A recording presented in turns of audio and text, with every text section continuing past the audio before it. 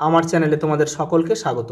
আজ আমরা ক্লাস 6-এর রাও মার্টিন প্রশ্নবিচিত্রা থেকে পরিবেশের প্রথম পর্যায়ক্রমিক মূল্যায়নের 14 নম্বর স্কুল সলভ করব।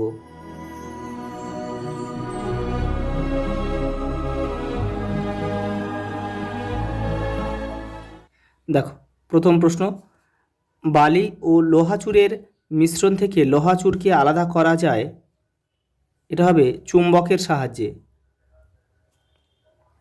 ম্যালেরিয়ার ওষুধ তৈরি হয় কুইনাইন থেকে, সিনকোনা গাছের ছাল থেকে যেটা পাওয়া যায়।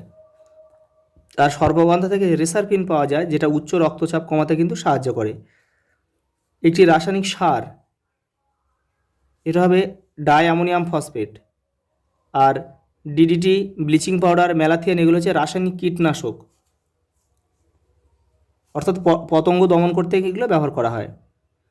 তড়িতের সুপরিবাহী একটি অধাতু হচ্ছে গ্রাফাইট। এই যে একটি রাসায়নিক পরিবর্তনের উদাহরণ হচ্ছে কর্পূর উপে যাওয়া, মাখন গলে যাওয়া, এগুলো সব কিন্তু ভৌত পরিবর্তন। দেখো, দেহের ভাঙা হাড়ের ছবি এক্স রে প্লেটে তোলা হলো, এইটা হবে রাসায়নিক পরিবর্তন। লোহাকে চুম্বকে পরিণত করে, এটাও কিন্তু ভৌত পরিবর্তন। পরেরটা দেখো, সত্য ও মিথ্যা নির্বাচন কর। নিয়ন একটি নিষ্ক্রিয় গ্যাস, এটা সত্য। পরেরটা দেখো, ইউরিয়া একটি রাসায়নিক কীটনাশক, এটা মিথ্যা। এটা হবে কি, এটা কিন্তু কীটনাশকের জায়গায় যদি সার হতো তাহলে কিন্তু বাক্যটা সঠিক হতো, রাসায়নিক সার হলে। ফসফেনের সংকেত PH4, এটা কিন্তু মিথ্যা, এটা হবে PH3। দেখো, পরেরটা দেখো, ল্যাক্টোব্যাসিলাস এক ধরনের ব্যাকটেরিয়া, এটা সত্য। দুধকে দইয়ে পরিণত করতে সাহায্য করে কিন্তু এই ল্যাক্টোব্যাসিলাস। ভিটামিন A চোখ ভালো রাখতে সাহায্য করে, এটাও সত্য। পরেরটা দেখো, নিচের প্রশ্নগুলির উত্তর দাও, শূন্যস্থান পূরণ করো।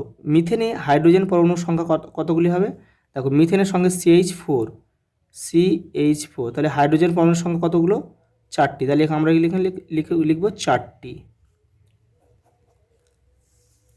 দেখো, লিপিয়ার একটা স্তম্ভ দিয়েছে। লিপিয়ার হবে একটা পর্যাবৃত ঘটনা, নির্দিষ্ট সময় অন্তর অন্তর কিন্তু ঘুরে ফিরে আসে, এখানে আমরা এ লিখব। দেখো, আর্জেন্টাম, এটা হবে সিলভার, ল্যাটিন নাম, মানে রূপোর ল্যাটিন নাম হচ্ছে তোমার আর্জেন্টাম, তাহলে এখানে আমরা লিখব বি। আর জলের হচ্ছে H2O, এখানে আমরা সি লিখব। তারপর দেখো, পার্থক্য লেখো যৌগিক ও মিশ্র পদার্থ, দেখে নাও। দেখো, আগে যৌগিক পদার্থ ও মিশ্র পদার্থ কাকে বলে সংজ্ঞা দিয়ে দেবে, যে পদার্থকে রাসায়নিক বিশ্লেষণ করলে ভিন্ন ধর্মবিশিষ্ট দুই বা ততোধিক নতুন ধর্ম পদার্থ পাওয়া যায় তাকে যৌগিক পদার্থ বলে। আর মিশ্র পদার্থ দেখো, যে পদার্থকে বিশ্লেষণ করলে নতুন ধর্মবিশিষ্ট অন্য কোনো পদার্থ পাওয়া যায় না, শুধুমাত্র দুই বা ততোধিক নিজস্ব ধর্মবিশিষ্ট পদার্থ পাওয়া যায় তাকে মিশ্র পদার্থ বলে। দেখো, উপাদানগুলি নির্দিষ্ট ওজন অনুপাতে যুক্ত থাকে, উপাদানগুলো যে কোনো ওজন অনুপাতে যুক্ত হতে পারে। যৌগিক পদার্থ নতুন ধর্মবিশিষ্ট হয়, উপাদান মৌলগুলির ধর্ম বজায় থাকে না। মিশ্র পদার্থে প্রতিটি উপাদান মৌলের নিজস্ব ধর্ম বজায় থাকে। পরের প্রশ্ন দেখো, ভৌত ও রাসায়নিক পরিবর্তন পার্থক্য লিখতে বলেছে। দেখো, রায়ান মার্টিন দেখো 62 নম্বর পেজে রয়েছে, এখান থেকে তোমরা করবে, এখান থেকে 3 থেকে 4টে করে নেবে, 3টেই করবে। পরেরটা দেখো,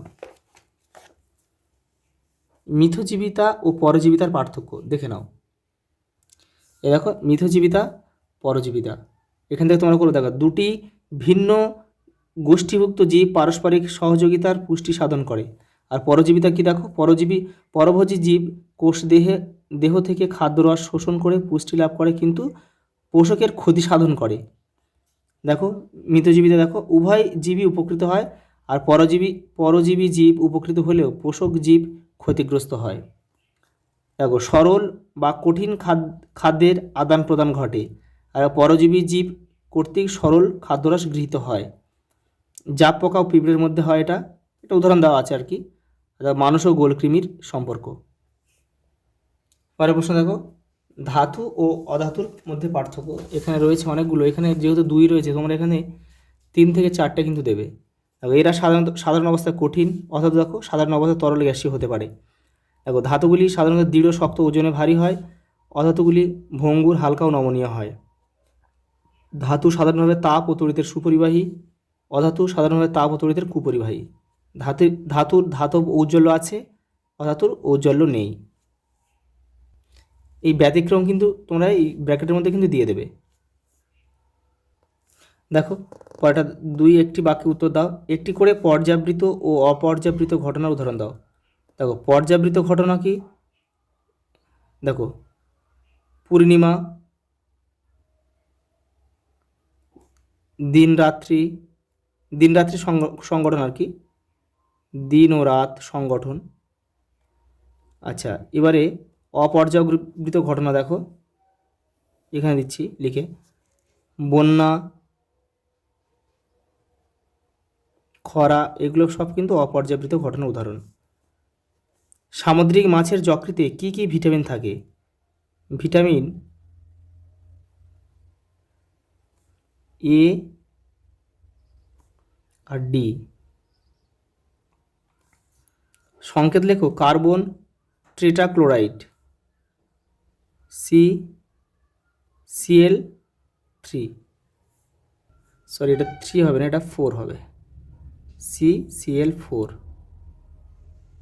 পরেরটা দেখো, ইস্ট এক ধরনের এককোষী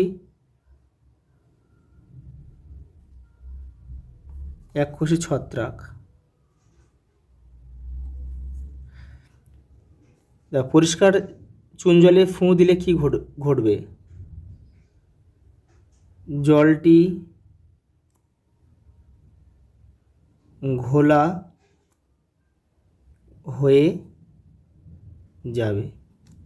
কারণ বাতাসের কারণ কি, ফু দিলে তার সাথে কি থাকে, কার্বন ডাইঅক্সাইড থাকে। সেই কার্বন ডাইঅক্সাইডের সঙ্গে কিন্তু চুন জলে বিক্রিয়া করে ক্যালসিয়াম অক্সাইড তৈরি হয়ে যায়। পরেরটা দেখো, হাইড্রোজেনের ও অক্সিজেনের একটি করে ভৌত ধর্ম লেখো। তোমাদের বইয়ের 44 নম্বর পেজে রয়েছে, উত্তরটা দেখে নাও। এ দেখো হাইড্রোজেনের রয়েছে, এখান থেকে 2টো লিখবে, আর অক্সিজেনের এখান থেকে 2টো লিখে দেবে। পরেরটা দেখো, পাথরের চুন যৌগটির মধ্যে কি কি মৌলের পরমাণু আছে? দেখো সংকেত, পাথরোজেনের সংকেত হচ্ছে CaO, অর্থাৎ ক্যালসিয়াম আর অক্সিজেন, ক্যালসিয়াম আর অক্সিজেন।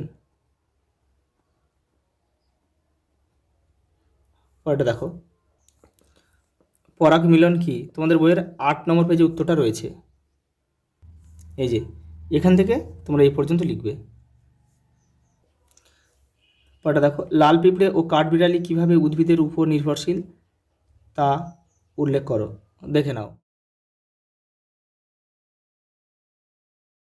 পরেরটা দেখো, বড় ডেলার চেয়ে গুঁড়ো ধুনো তাড়াতাড়ি জ্বলে ওঠে কেন?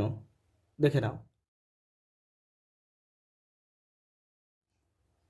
জলে গোলার পর নুন আর দেখা যায় না, কি পরীক্ষা করলে তুমি এই দ্রবণ থেকে নুন আবার ফিরে পাবে?